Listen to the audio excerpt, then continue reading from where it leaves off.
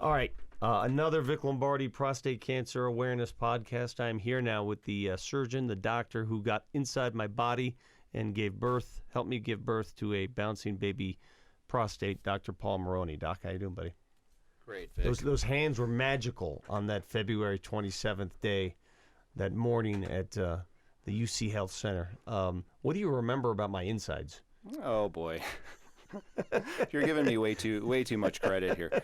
Yeah, so, I think when I talk with people about doing surgery, and even my kids will say, God, is it just really bloody in there? It's like, not if you're doing surgery properly. Sure. It shouldn't be bloody. You're actually you actually should be able to see lots of things. I mean, they have all kinds of great videos on the internet, and I just remember your insides look great. They were clean. You're a real healthy guy. Good. Well, I show people the scars, because when you tell people you had, major surgery, they go, oh my gosh.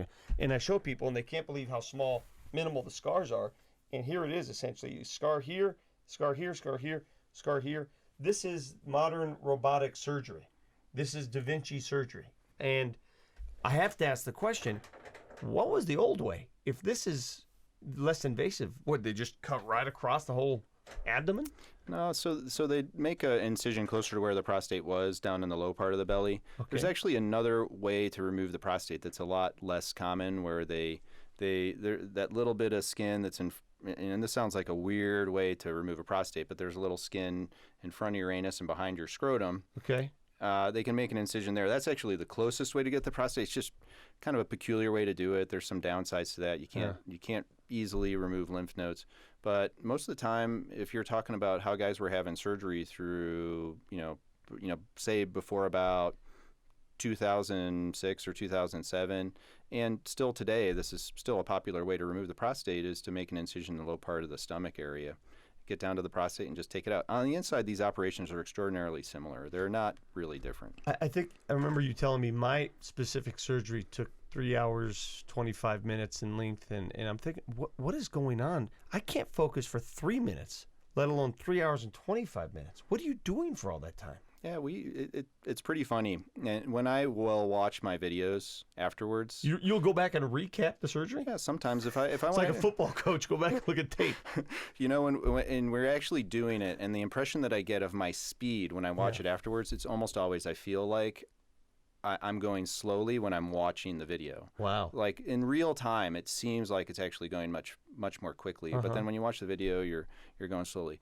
We do a lot, so as far as what goes on during the surgery, you go to sleep, we make the incisions, we get our tubes put in, we attach the robot.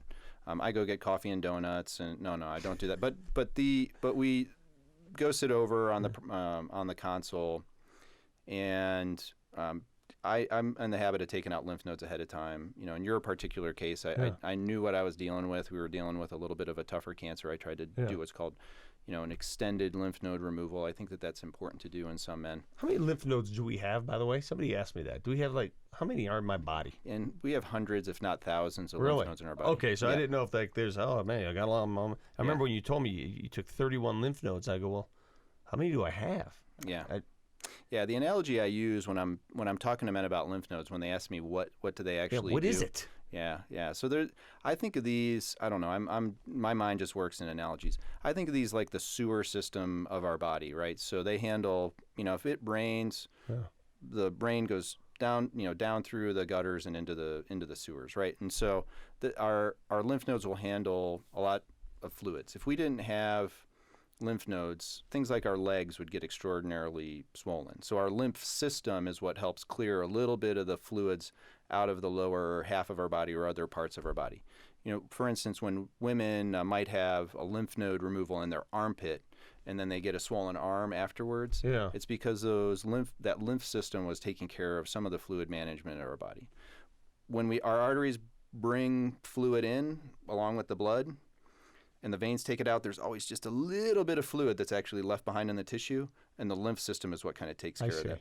The other thing that the lymph nodes do, and this is like the sewage analogy again, is they're like the sewage treatment plants for our body. So what'll happen is we'll get some junk, and this can be infections. So we think about lymph nodes in our neck. That's what I always thought. I thought they were only in your neck. Yeah, no, we have them all over the place. Okay. So you get you get a flu, you get a little bit of swelling. Mm-hmm. That's because those virus, get to the lymph node. The lymph node is filled with our immune cells. Those immune cells then get excited and start to swell and divide, and that's why those lymph nodes will get swollen. Now, the other thing that happens, probably a lot more commonly than we know, is that lymph nodes will handle, probably the first place that a lot of our cancers present. So we'll get a small cancer in our body, not something that's detected by any sort of measurement or test. Okay. And that cancer cell goes to our lymph node. Our immune system actually has ways of sort of identifying that as a bad cell. Okay. And then those cells will go in and start to remove that cancer in the lymph nodes. And that's why in cancer surgery like yours, we're talking about taking out lymph nodes. And that's not the only cancer surgery where lymph node removal can be important. So that's, that's essentially how I think about it. Now, one important point I want to make about, our immune system and cancer is that don't really count on a diagnosed cancer as being cured by your own immune system. Yeah, it's not like you cure yourself from the inside all the time. By the time we've diagnosed a cancer, it's probably exceeded our body's immune system's capability of being able to take care of it. Okay. So I don't want to give people the impression that, my lymph nodes are gonna take care of my cancer. By the time, it's been diagnosed, it's already past that point. How big is a lymph node? So typically they're about they can vary a little bit in size, but I usually think about the size of my pinky fingernail. Oh, really? Yeah, they can be really small. Now, sometimes they'll be a little bit bigger, maybe the size of my thumbnail, but if they're much bigger than that, then we start to think of them as being abnormal. Okay, and so you took 31 of mine. How do you decide which ones to take? We use anatomic boundaries. So, in our textbooks, it'll say go to this blood vessel and go to this muscle and go to this bone. We have a pretty good idea of the most common places where lymph nodes might land and or might have cancer in them, and somebody that has prostate cancer. We try to take those lymph nodes out. Was the lymph node removal the reason why I was swelling up and had like that look of I pulled some hamstring muscles in my gut or something? What was that? What was that the result of? Perhaps partly. The lymph nodes that we remove are mostly going to be draining some of the fluid from your pelvis and maybe from your legs. It's not really common that we see a lot of swelling related to that. We do see a lot of swelling after surgery that I think is just the general trauma that you have to your abdomen. Some of the fluids that are floating around in the stomach because, you twist your ankle, it gets swollen. We basically just twisted your middle, and that gets a little bit swollen too because of just the trauma to the area. Well, I can say with full confidence, we are now 3 months and 10 days post-surgery on this day of taping. I have never felt physically better in my life. And, you're thinking, I just had major surgery and removed a body part, but I weigh less. My body mass index is the best it's ever been. My diet is better. The surgery itself was a complete and utter success because why do I feel so much better? Yeah. Well, I think it's probably not the surgery. I think, why don't you elaborate on some of the dietary changes you've made? I've removed sugar from my diet, and that's number one. I mean, I don't have sugar in my coffee. I don't do donuts, cookies. I've removed sugar from my diet. I've become more vegetarian, a lot of greens. I've basically gone a little more of that Mediterranean diet route. So that makes me feel better. But from a physical standpoint, like when I lift weights, I can fine-tune my body much easier than I could before. And you're right, that's a dietary thing. But the surgery, and I want to stress this because that's why I want to have the doctor in. Everybody's so afraid of the surgery. If you get prostate cancer or whatever cancer and say, oh, you got surgery.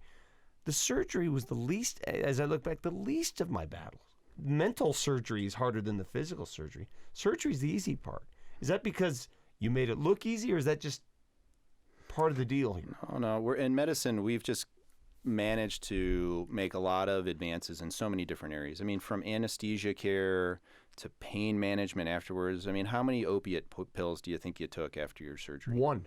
Yeah. So we try to minimize the number of narcotics and opiates that we use, and that's really important nowadays. I'm finding that, we used to give people 30 to 50 opiate tablets. There's a lot of these just laying around people's houses.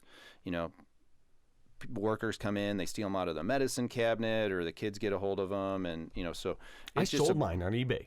Yeah. Yeah. So, but yeah, there's just a lot of, and I saw a study at our major meeting just a couple of weeks ago, and they basically took this operation and almost completely eliminated the need for opiate use after the surgery. So a lot of that's attributable to the advances that have been made I think in anesthesia and managing pain. The other part of that is we've just tried to do what we can to have this be as minimal impact on people's bodies. We see what happens when people have had complications. We try to avoid those kind of things, because those are really the things that slow people down. So when you're in there, and I don't want to get too graphic, but those of you about to embark on the surgery or have had the surgery, you always hear that, well, your margins clean, well, your margins clean. And mine were, thankfully. How do you as a surgeon ensure that the margins are clean? Oh boy, that's a really tough one. And I'm not perfect by any measure. I still have patients that have cancer at the margins.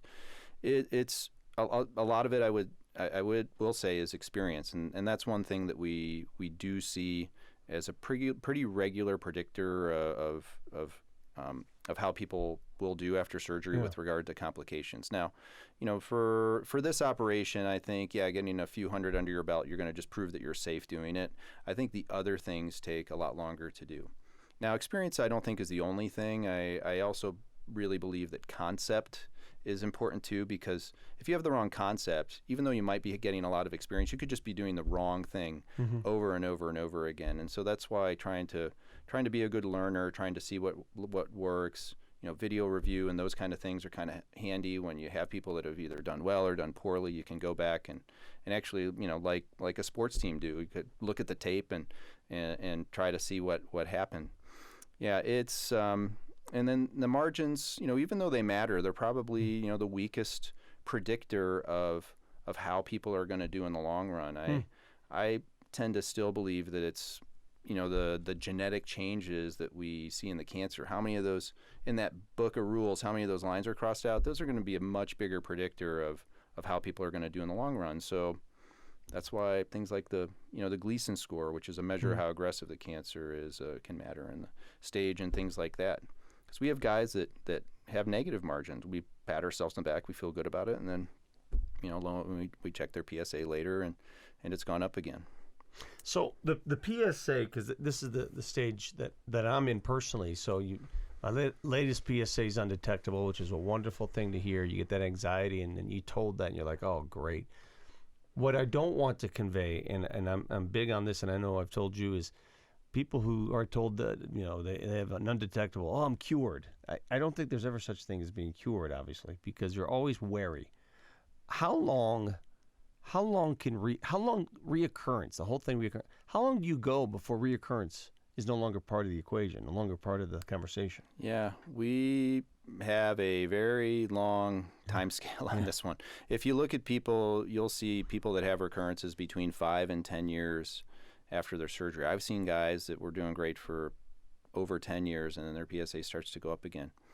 This is a big challenge, and I have patients ask me all the time, doctor, what's the chance you're going to cure me? And that's always a really tough question to answer, because folks will give answers out there. They'll say, well, your 2-year cure rate is this.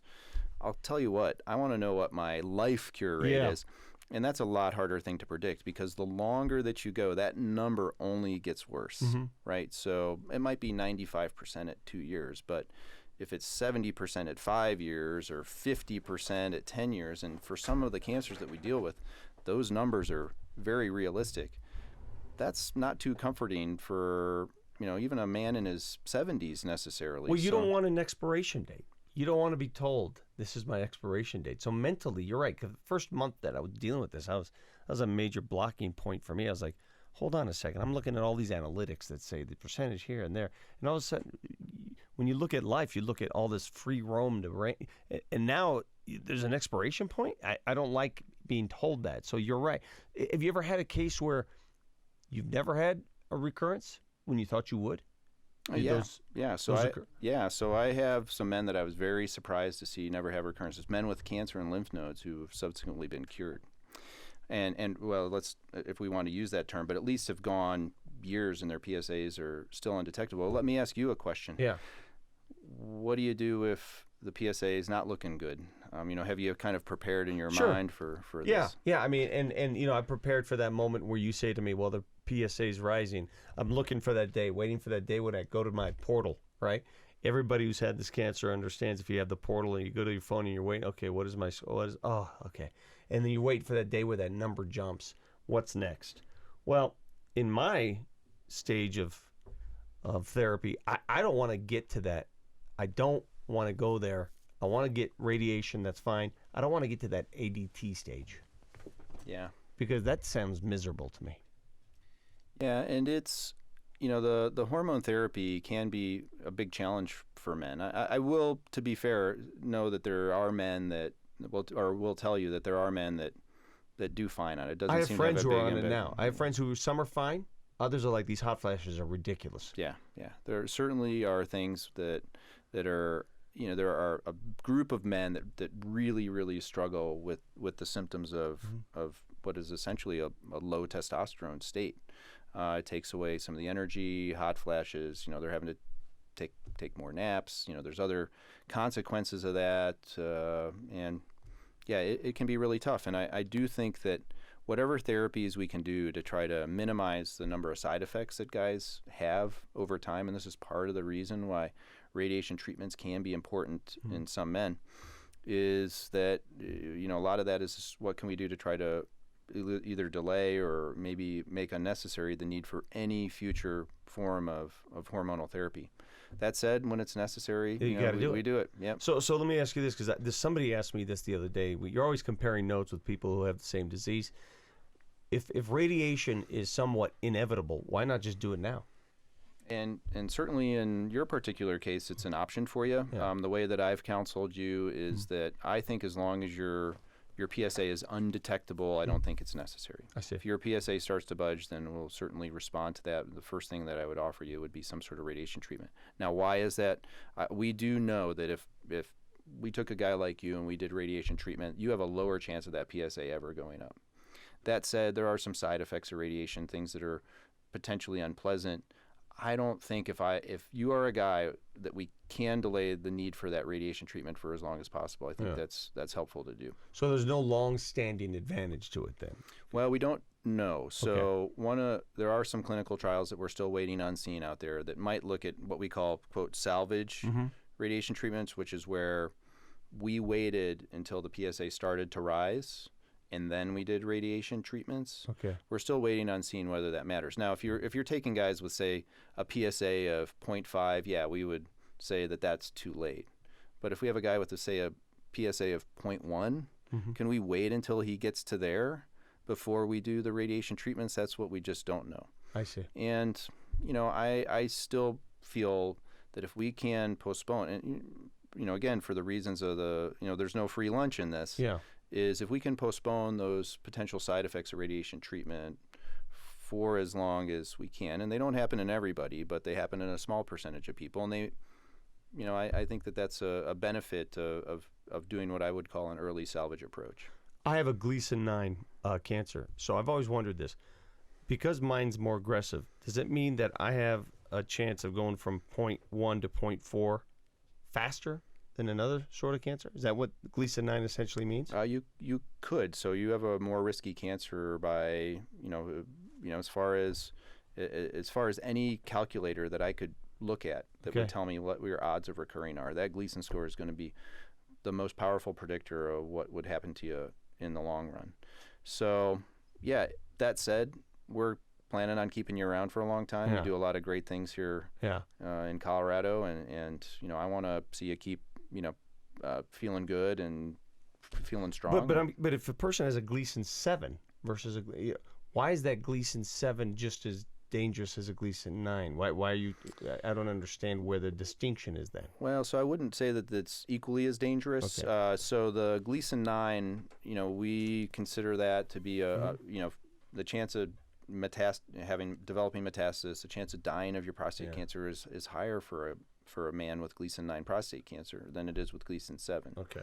We talk about, the slow-moving cancers. I think it's maybe worth talking about that for a minute. But, talking about the, quote, fast-moving cancers, which in prostate cancer is still relatively slow, that, or at least in terms of all cancers, that, the faster moving cancers are just more likely to cause bad problems. They are the cancers that have crossed out more of those rules, and they're more likely to do those bad things. I see what you're saying. So it's all about, we talk about managing the disease rather than curing. It's tougher to manage a Gleason 9 over a Gleason 7. And you may need to use every tool in the toolbox when it comes down to it. Okay.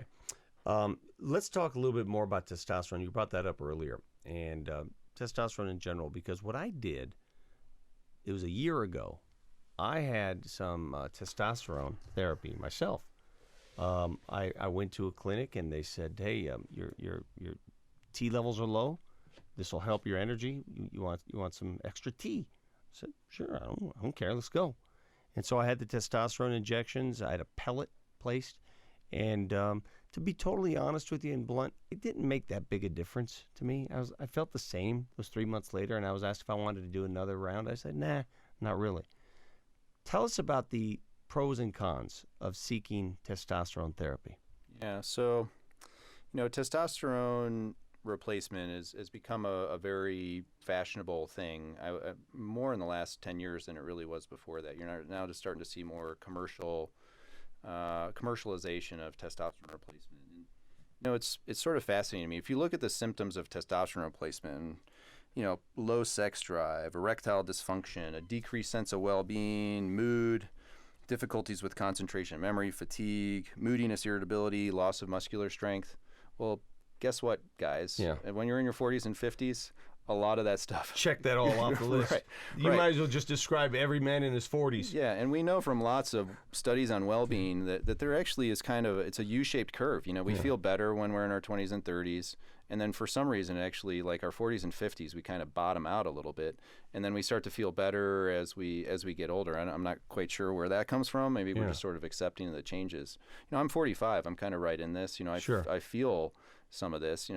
I can even say in the last year, I find that I'm trying to look under my glasses now to try to start to read things. We've got a dog that we call CB that lies in between my wife and I's head. It just kind of gets in the way, and so these are really common things. And I think that creates a lot of opportunity for people out there to say, hey, this is low T, right? That's what's doing it.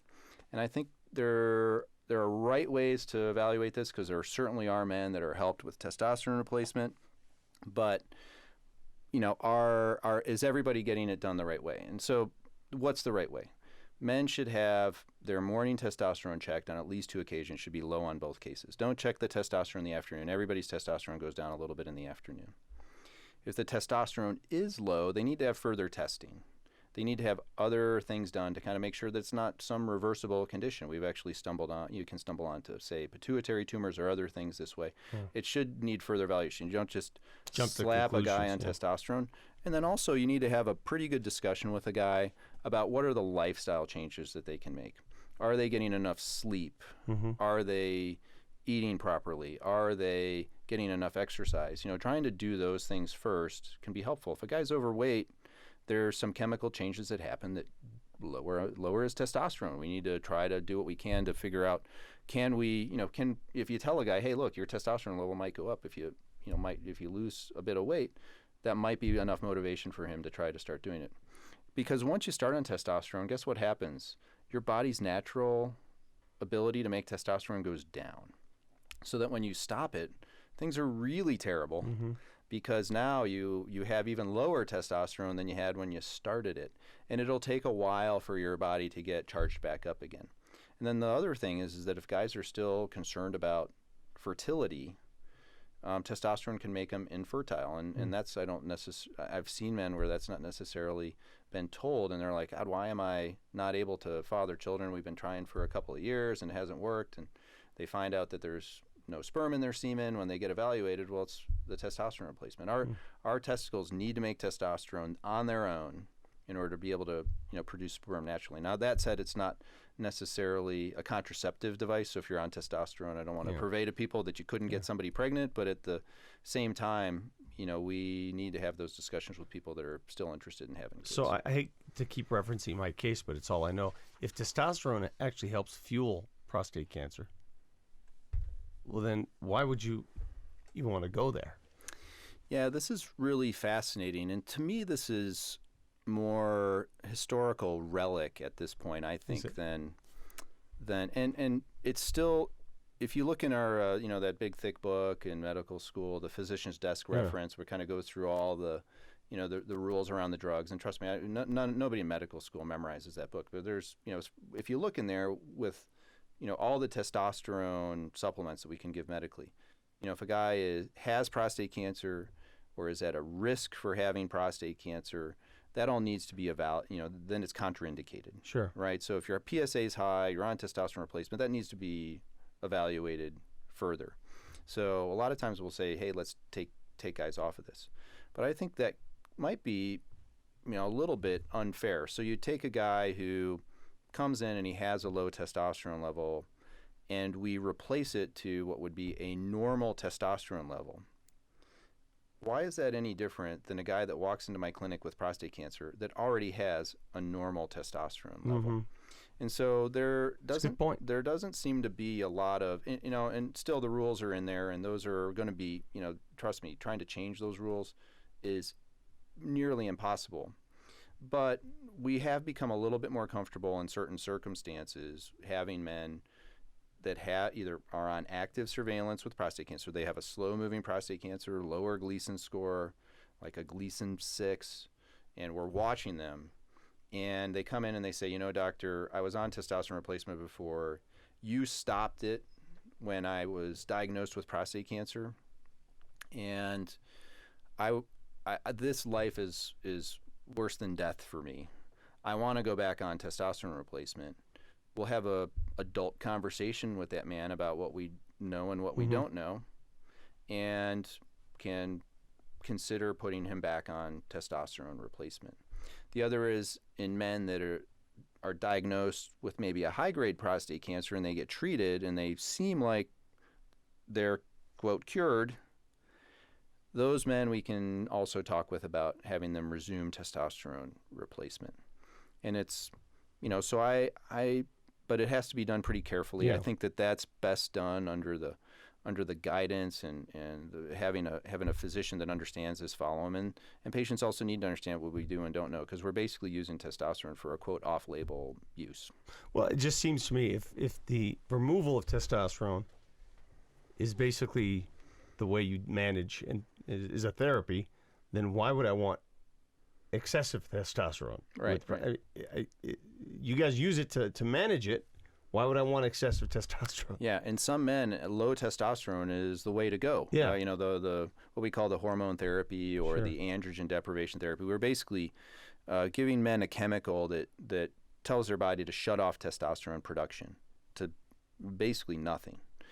And in some circumstances, for instance, supplementing radiation treatment, we have tons and tons of clinical trials that tell us that use of temporary androgen deprivation therapy or hormone therapy along with radiation treatment, more men are going to survive their prostate cancer for a longer period of time than if they did not get it.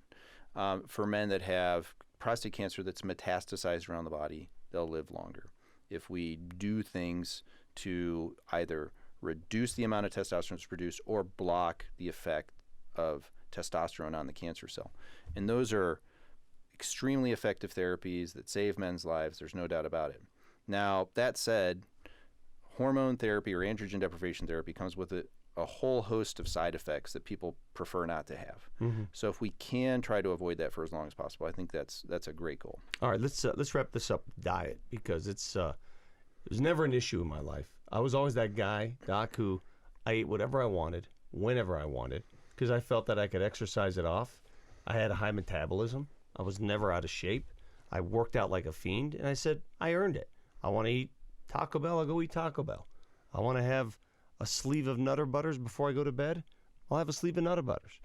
That has entirely changed after this diagnosis, because I've done some reading, some research. My diet has changed. Like I've told you, I've removed sugars. If I improve my diet henceforth, will it improve my likelihood to fend off this reoccurrence of cancer? So the answer is maybe. Okay. And here's what we know about diet. I do want to, point people to a couple of good resources out there with regards to diet. I think Mark Moyad, his last name is Moyad. Just look him up. He has some of the best resources on diet and supplements and things like that. And I prefer to think more about macronutrients, mostly because the quote micronutrients are, it's so complex. You can find a study that'll say this or that about just about anything. Popsicles. Yeah. Yeah, I totally agree with you. So the macronutrients are in our diet are carbohydrates, proteins, and fats. Okay. All right.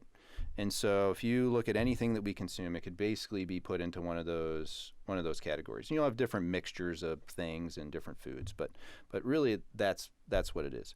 And when we talk about carbohydrates, there's simple sugars and then there's complex sugars. If you look at fruits and vegetables, you are talking about there's a lot of carbohydrates. Those would be complex carbohydrates, which are better for you. The simple sugars, I think are, just a What's a simple? Give me a simple sugar. Sugary sodas, Okay. Cookies, ice cream. Okay.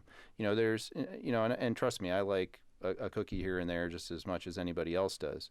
But when you put simple sugars into our bodies, that sugar actually, the sugar is glucose, basically just goes right into our bloodstream, which goes to our pancreas, which tells our pancreas to release a bunch of insulin because it says, hey, we got a bunch of energy in there. Our bodies in a lot of ways are still cavemen, right? We still respond in ways that we responded to tens of thousands of years ago when we have diet, because our food was not necessarily regular back then. So our bodies say, hey, look, we got a bunch of energy in our system. Let's try to store that for this winter coming up when we're not going to be able to get food, right? Our bodies still think that way, even though, food's easy to get now. So our bodies will try to pack that away. What happens after that, though, is if that's really the only source of energy in your diet, that glucose level tanks, and then you start to get hangry, right? And then it starts to affect your mood. And so people have these fluctuations where they just get the sugar high, they're feeling wonderful, and then pretty quickly they're feeling poorly every hour on the hour. Yeah, and what do? I'll go back to more sugar. Right. Yeah, you got to replenish it. Yes. So it's pretty amazing to me that when people start to really reduce the simple sugars, that they almost universally tell me that they're starting to feel better, and so that's pretty neat. So as far as what I tell people, you're taking any simple sugars in your diet, just try to get rid of them. If you're drinking a sugary beverage, I hate to say it, just stop it right now. I've gone almost completely to things like sparkling water. No caffeine, no calories. There's tons of options out there right now, and they can taste pretty good. So, for me, just, water alone is great. I kind of get a little bit bored with it. Throw a lemon in it, throw a lime in it, put a cucumber in it. But, I generally try to get people, if they are consuming sugary beverages, to eliminate that first thing, and then to try to get rid of the other simple sugars. Now, proteins, there's other diets out there that are kind of fashionable now. Ketogenic diets. There's other fads out there that I think are kind of interesting. Things like time-restricted eating. And what time-restricted eating is that you are consuming your calories in a more condensed portion of the day. Okay. Right? So you're, let's say if you, I'll mention a breast cancer study. Okay. So they looked at breast cancer survivors, and they kind of looked at their dietary habits. And then they measured their risk of recurrence of breast cancer and death from breast cancer and all this. And so what they ended up finding out is people that had a longer fasting period overnight had a lower risk of breast cancer recurrence. And they kind of cut that off at like 13 hours. Now, we don't have data in this in prostate cancer. I'm not saying that this is necessarily good for everybody. They also had lower hemoglobin A1C levels, which is kind of interesting because, we have lots of patients that have either diabetes or pre-diabetes, so this could be an interesting way to try to manage diabetes. But, it's interesting to think is, when we eat food may be as important as the kind of foods that we're eating. So I had I ate healthy last night, but I remember because I was doing something and I was busy, and I ate a big bowl of squash or broccoli and good stuff, and I ate it all like right before I went to bed. I mean, just gobbled it down, then I went to sleep. Yeah. It's probably not what this diet calls for. Admittedly, it's hard, but when I have people, I try to get people out of thinking about diet as a quote diet. I want them to think about it more as a lifestyle change. Mm-hmm. You know, it's really hard to go to a restaurant and everybody else is ordering hamburgers and It's fries. so hard. And I've then discovered and then that. you order a salad and you feel like you're a snob. Yeah. You know, so this in some cases could be an easy way for people to say, look, I'm just getting rid of breakfast. Like, I'm going to consume my calories, between noon and 8 o'clock.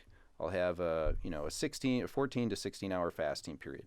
Now, we don't have, again, great data here, but in terms of weight loss, this, might be an effective way to, try to do things like that. And then you can still order the hamburger and fries, but you've maybe, cut out some of the calories, and maybe you're getting some of these advantages with regards to your hemoglobin A1C and maybe even, lowering the chance that, cancer is going to recur. Well, I haven't gone that far with the timeliness, but I've just eliminated sugars cold turkey. I mean, I'll have fruit, right? I'm a fruit monger. I'll eat fruit, and I'll have an occasional dark chocolate because I'm told that, I don't know, something about dark chocolate. Is there something good about dark chocolate? I don't know. Oh, there's antioxidants. Yeah, whatever. Yeah. I'll have the occasional, but I won't have anything. Simple sugars gone. No desserts for me. Let me ask you about this. I was a long time chewing tobacco user.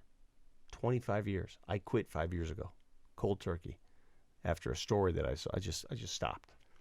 And in its place, it's been hard to just stop cold. I've had, bouts of, oh my God, I need my chew. I don't desire it anymore. But there's these little things, these pouches. They're nicotine pouches. Are those as bad as chewing tobacco? Or if I use a nicotine pouch 2-3 times a day, thoughts? Wow.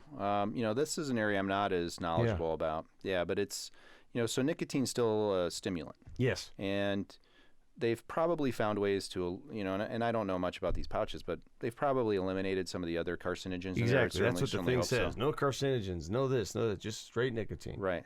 But a lot of the, the downsides of cigarette smoking, were due to the, especially the heart disease and things like that, were more due to the nicotine than other things. So, yeah, as a stimulant, I still try to, and I'm somebody who, boy, if you tried to take away my morning coffee, I'd fight you. I'd fight you. Yeah. So, that's a tough one, but yeah, I'd be curious to see. I think we're going to find out a lot more about these, and then the same thing with, these the vape cigarettes and those types of things where, they might have been able to eliminate some of the carcinogens that were in the smoke and in the juices, but I still think there's going to be some downsides. Well, what about coffee? I'm a coffee addict. Yeah, I try to tell people that it's the antioxidants that we're really drinking caffeine for. It's not the stimulant, but yeah, I think one of the main things I tell people is anything in moderation is probably okay. Okay, so because I come from an Italian family where coffee's just like, it's part of the deal. After lunch, you have a coffee. Oh, yeah. I mean, I have coffee at night. I don't know how often you drink your coffee. How many cups of coffee do you have a day? I'll have, probably 12 to 16 ounces in the morning. Yeah. So you're counting the ounces. Hell, I'm just. I only know that because I pretty much use the same water cup. Do you really? The same mug all the time. And so during the course of the day, you won't have any coffee at all. No, and actually, let's talk a little bit about sleep hygiene because I think that this is great. one. That was a good move because I feel like taking a nap here in a little bit. Yeah. So sleep, I found that I've had some habitual problems with sleep. There's sleep initiations, like can you fall asleep when you lay down in bed at night, and then sleep maintenance. Can you stay asleep once you fall asleep? I tend to have problems with sleep maintenance, and I found that I just slept better when I used to have iced tea for lunch, which has caffeine in it. The half-life of caffeine is like 6 hours, right? So if you take a big dose of caffeine at even at noon, that's still going to be in your system in measurable quantities at midnight. All right, so the half-life of caffeine is a lot longer than people really think it is. And there are people out there who say, oh, yeah, I don't have problems. I just fall right to sleep. I bet you I don't know, but I bet you there's studies out there that show that actually the quality of your sleep is diminished if you're drinking a lot of caffeine. So I eliminated, the caffeine in the middle of the day, and I just find that I sleep a little better. And trust me, I love iced tea. Put a little sweetener in it. I hate to confess I use sweeteners, but I like my my iced tea a little bit sweet. But I just found I was sleeping better. Now, there's other good things with sleep hygiene that I think are important to notice, because sleep, if it were a drug, I think, and you listed all the positive benefits of sleep, everybody would say, "Oh yeah, I want to take that." Give drug. me some of that. Give me some of that. Screw the Viagra. Give me the sleep. Yeah, our national sleep societies will say you need to get 7 to 9 hours a night. I would challenge people to take a look at how many hours of sleep. I bet you most people are probably getting less than 7 in most cases. And how much of that is quality? Right. Right. And I try not to get people thinking about the quality too much because if they have a bad night of sleep, then I don't want to sort of have that kind of, have them dwelling on that the next day. I think if you're just laying in bed for 8 hours and you're trying to get 8 hours of sleep, you're doing fine. All right. But try to go to bed and wake up at the same times, which is hard if you're social. It's you want to stay up a little bit later on the weekends, but to the extent you can, try to fall asleep and wake up at the same times. Don't get rid of the screens. I like on these iPhones now, and even on my laptop, I can turn off the blue light, which they think is actually the light that might contribute to to when our melatonin is released. Yeah. That if we can eliminate some of the blue light, they make actually some glasses that I think don't look great, but you can put these glasses on and they'll actually cut out the blue light. Yeah. The idea there is you're just trying to eliminate that impression on your retina. Where now I do want to say blue light in the morning is great. Okay. That's when we're supposed to be seeing it. So you're driving to work, look at the street first, but look at the sky second, and try to make sure that you're getting some bright sunlight on your retinas. That could help with your mood too. If you wake up and you're laying in bed and you just can't get back to sleep, a lot of times what I'll recommend to folks is get up and go do something somewhere else, but not watching television. Don't turn on the TV. That's more light that you don't need to be exposed to. Keep the light turned down pretty low. Get a book, just read something that's, mildly interesting, but not so interesting that you want to keep reading it. Read for 15 minutes and then go back to bed. A lot of times I do this pretty regularly. When I do this, I almost always fall right to sleep if I've done that. And I might have been laying in bed for an hour or two before that. There's this little thing kind of gets me, going back that direction. And then try to take as many activities as you can out of your bed. Okay, the bed should be made for 2 things: sleep and sex. Those are the only things you should be doing in bed. If you're watching TV, reading in bed, try to take those activities out of your bedroom or put them somewhere else. Wow, the TV portion would be hard because that's all I do. I climb in bed, I turn on Sports Center, and I watch television. Well, Vic, I got to watch you, but I'm going to watch you in my family room. I'm just not going to. You just cut into my career, damn it. So do you take naps? Boy, I would love to. I mean, you can't nap while you're performing surgery. Yeah, our body has a natural lull right after lunch. So, I would say don't take naps in the morning. You're going to take a nap, take it in the early afternoon. Okay. The siesta is a real thing. Yeah. That's our bodies. Well, in Europe, trust me, my parents from Italy. It's part of the deal. Yeah. You go to the, stores will close Yes. for a few hours Yes, they will. in the middle of the day out there. But yeah, those naps I think can be critical. So if you're having problems sleeping at night, and to the extent you can, try to get a nap during the day. But don't do it early in the morning. Don't do it late in the evening. Try to do it in the middle of the day when you can take advantage of the natural lull that we have. Last question, and this has been great. I've learned a lot. I mean, we've had these sessions obviously privately in the office, but you learn so much just talking off the cuff like this.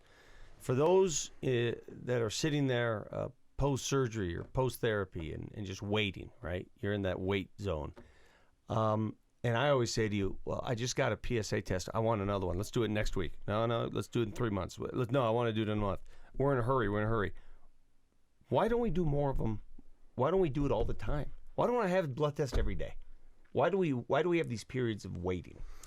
Yeah, and that's a good question. Sometimes I might check it a little bit more frequently than every 3 months, but I try to get men either on active surveillance or in follow-up for their cancer to wait a while. Right after surgery, I think it's critical because I want men focused on something besides their PSA level. I want them more focused on recovery from surgery, which could include getting back into exercising, maybe working on Kegel exercises if urinary incontinence is troubling them. I'm not gonna do anything differently for at least 3 and a lot of times 6 months after the surgery. So we could get that PSA level, but guess what? I'm probably not going to do a whole lot different about it. Mm-hmm. Now, there are circumstances where I will check it a bit more frequently. I have cancer in lymph nodes or something like that. I will check the PSA a bit more frequently just to get a little bit of a bead on where that guy is. Because if the PSA is high and rising after surgery, I should be talking to that guy about maybe doing hormone therapy to try to help control the cancer. And in that case, we're probably still going to be considering radiation treatments to try to throw everything that we can at that guy. So most of the reason that I don't want guys to have their PSA checked too frequently is I want them to forget about their prostate cancer for a while. So it's emotional and psychological.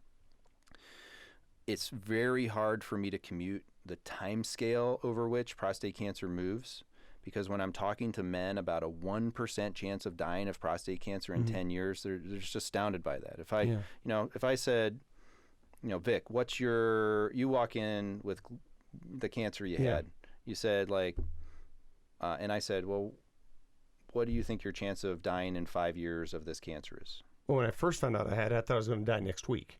Right.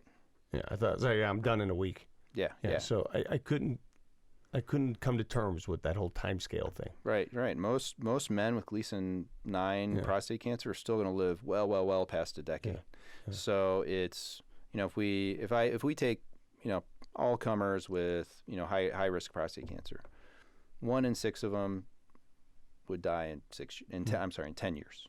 All right. So it's not a really high chance of dying right away.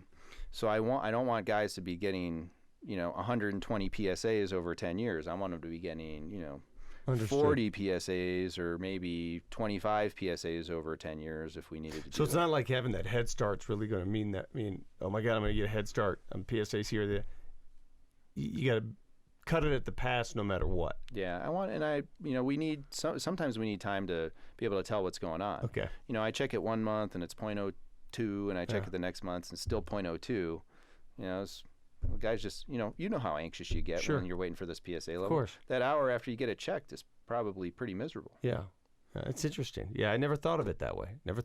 It's a slower moving, it's not like right now it's actively, oh my gosh, I've gone from 0.01 to 0.4 in the span of this podcast. Yeah. It's physically not possible. Right. So now we do check it more frequently in men with advanced or metastatic prostate cancer. There are men that are getting it checked monthly, maybe even more frequently than that in some circumstances. But those are usually guys that are, way down the line, and we're starting to, exhaust the tools in our toolbox that we have to try to treat them, and we want to, try to get a different therapy started. We may be checking PSAs a little more frequently. Doctor, I want to thank you again for conducting this, for getting me through that stretch. My family thanks you, but I say this with all due respect. I want to see as little of you as possible. It's all right with me. We can get together for some other things, but I really want to also thank you.